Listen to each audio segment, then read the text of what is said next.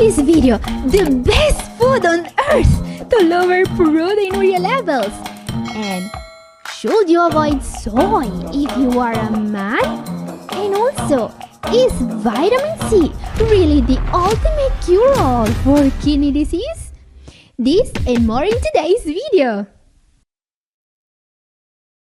Gathering here, I'm a doctor of natural medicine, and today I will answer your questions.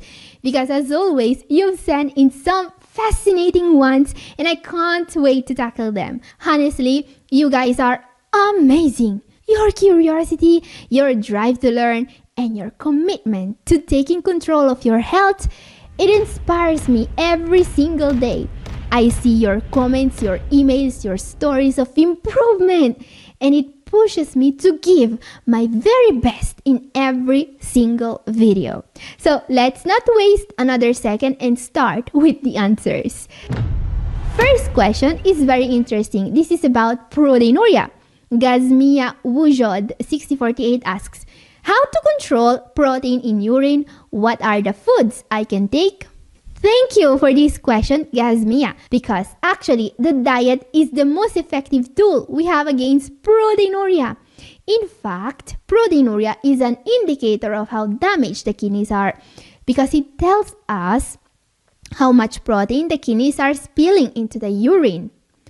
Now, the reason why this matters is because the amount of protein in the urine also tells us how fast kidney disease is going to progress. If I see a patient with high proteinuria levels, well, I'm going to be really worried. So, how do we stop proteinuria with the diet? Well, of course, by starting a plant-based low-protein diet. Science is very clear on this. The less protein you eat, the less protein you are going to spill. And even more interestingly, if proteinuria is present, the less protein you eat, the more protein you are going to have in your blood, which is exactly where protein needs to be. Yes, you heard that right. Patients on a low protein diet don't have less proteinuria because there is less protein going around. They have less proteinuria because their kidneys work better and they can keep more protein in the blood. That said, there are certain foods that are amazing at improving proteinuria even further. One is soy. In fact, CKD patients who replace their animal-based protein with minimally processed soy products have been observed lowering their creatinine and proteinuria levels.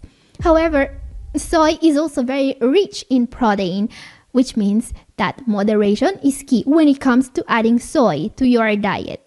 Actually, I would rather recommend soy food to patients with proteinuria and with a GFR above 60 rather than to those diagnosed with CKD. But there is also one amazing food that can fight proteinuria even in patients with advanced stage CKD. A food with anti-inflammatory properties so powerful, it may actually protect kidney cells from damage, especially if diabetes is also present. This amazing food is turmeric. Guys, I always eat turmeric. I really love it in my morning oats. And of course, I always recommend it as well, especially if a patient shows signs of low-grade chronic inflammation. But as we can read, there are many studies supporting the use of turmeric as a way to fight proteinuria. There are several ways you can add turmeric to your diet. Personally, I prefer to use the spice because it's always ready and it's not less potent than raw turmeric. What you should remember is to always add black pepper when you consume turmeric, or alternatively, you can buy curcumin extract supplements. This is a good choice, especially for those that are worried about the oxalate content of turmeric. And of course, there is also a vitamin that helps with proteinuria. Let's talk about it. Next question. Can you do a vlog on vitamin D as it stops being produced in CKD? Now, this is from Aquahits 5674, and he always asks very interesting questions. So, does vitamin D stop being produced by the kidneys in CKD? Well, impaired vitamin D metabolism is absolutely something most CKD patients should be aware of. In fact, vitamin D is crucial for bone health, mental health, blood sugar level regulation, kidney health, proteinuria levels, and more. And yes, in case of CKD, the metabolism of this vitamin may become impaired, and this creates a dangerous vicious circle. Your kidneys can't activate enough vitamin D. This deficiency damages the kidneys even further. But how do we stop it, you ask? Well, just taking more vitamin D3 supplements may not be enough. Here's how it works. First, we got cholecalciferol or vitamin D3 from the sun from certain foods and supplements. Then, the first step, the liver converts it into 25-hydroxyvitamin D. This is a storage form of this vitamin that we can actually measure in your blood, alright? This is what you are supposed to test for. And if your 25-hydroxyvitamin D is below 30 ng per ml, you are supposed to take a supplement.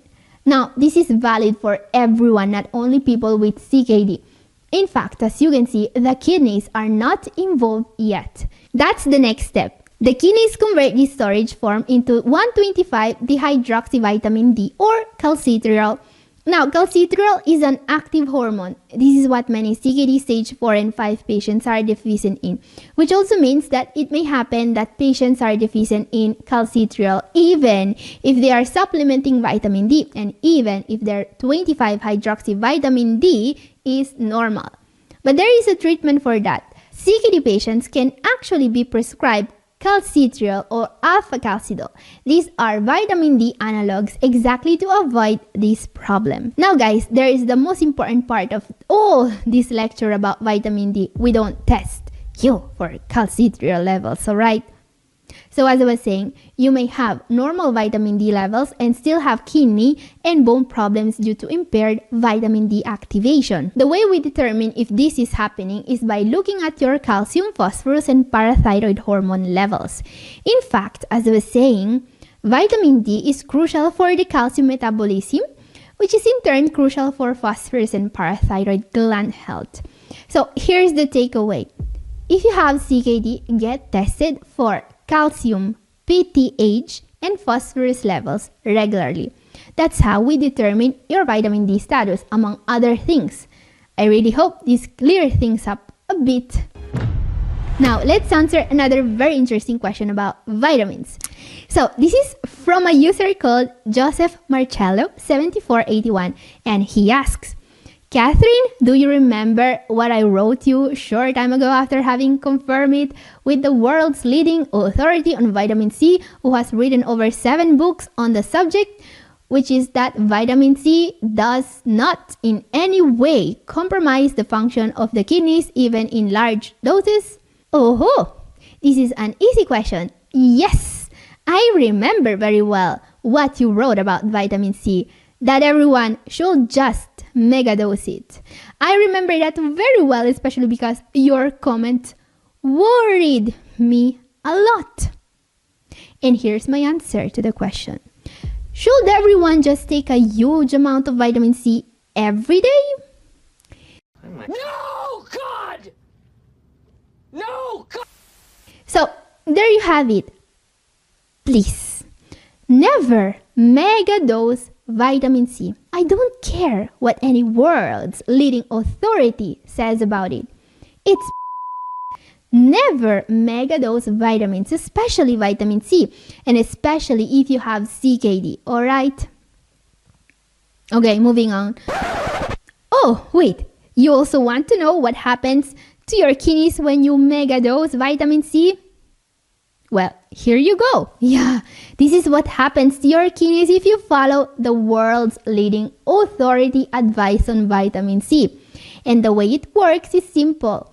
Vitamin C is metabolized directly into oxalate, which is excreted in urine. Too much oxalate in your urine and boom, you get kidney stones. This is why we always recommend low-dose vitamin C to CKD patients. So here's the takeaway. Low dose ascorbic acid is amazing for your kidneys, but taking large doses of vitamin C for a long period of time can be extremely dangerous.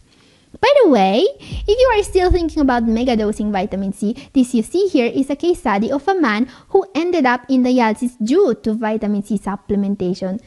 Do you still think it's worth it?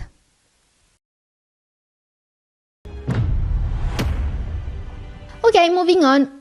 Another question about kidney stones. This is from Dahlia Loves Doggies 4361. She asks, what is the best treatment for kidney stones? Crying face, crying face, crying face. Oh, Dahlia, yeah, I understand the pain. Now, what do you do for kidney stones? Well, it depends on the type and size of the stone. If the stones are small, you can usually flush them out with lots of water. There is also an herb that may help, Chancapiedra, aka stone breaker. There is some evidence this remedy may reduce stone size and help relax the ureters, making it easier to pass the stones. Now, if kidney stones are too big, you may need a urologist. There are shockwave treatments that can reduce the size of the stones very effectively. Now, when it comes to kidney stones, prevention is everything, and what really helps is hydration. Lemon water is especially helpful since citrate can help prevent stone formation, and avoiding sugary beverages also helps. Next step here will be understanding what kind of kidney stones you have. In fact, prevention largely depends on the stone type. Now, calcium oxalate stones, the most common type, can be avoided mostly by decreasing oxalate intake and increasing calcium intake. But there are other types of stones as well, as you can see.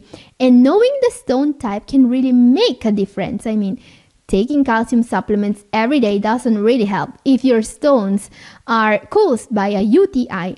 Does it?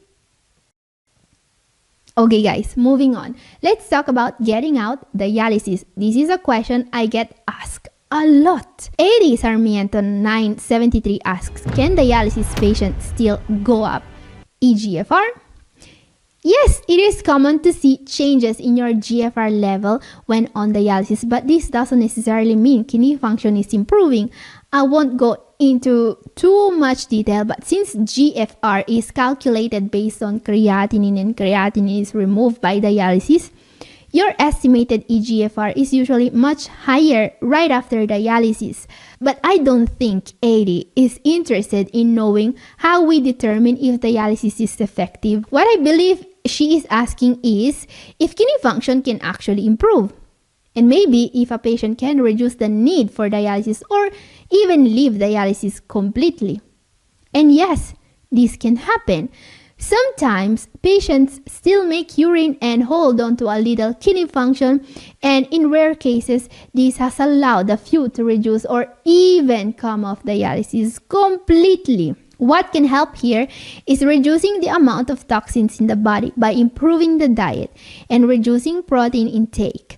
And there have even been studies focused on using certain antioxidants such as CoQ10 and fiber supplements in order to get patients out of dialysis. But please guys, don't get your hopes too high here. Most patients on dialysis are not able to stop it. That said, I have worked with many dialysis patients in order to help them feel better and reduce symptoms through a better diet. So I know for sure that at least getting a better quality of life is possible with the right steps.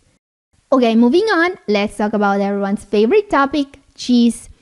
Question, what about vegan cheese? Can you eat it? Okay, this question came from Peter Sohan 5630 and it's a very interesting question. So what is vegan cheese?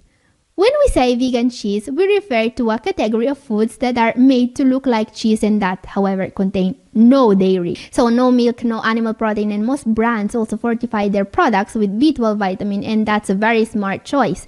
In fact, these food products are aimed at vegans and they really need the B12 since only animal-based foods contain that vitamin. Yeah, there is no B12 in kale and apples.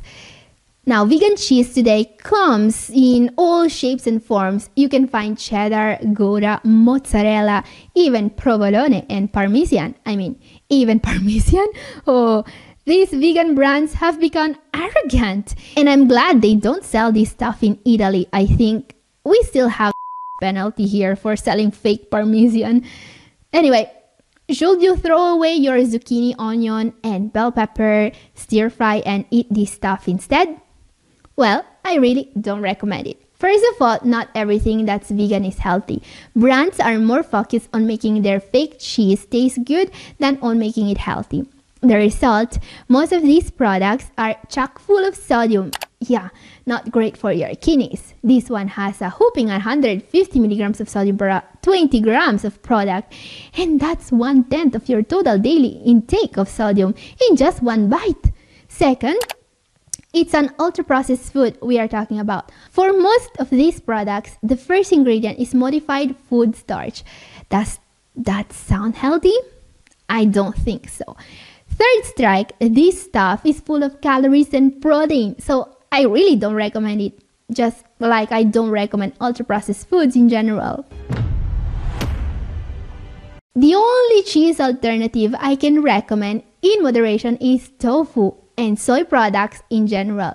And this brings us to our next question, which is indeed about soy. This is from Paul Fute 2706. He says, soy can be a terrible choice for older persons as men age, testosterone declines.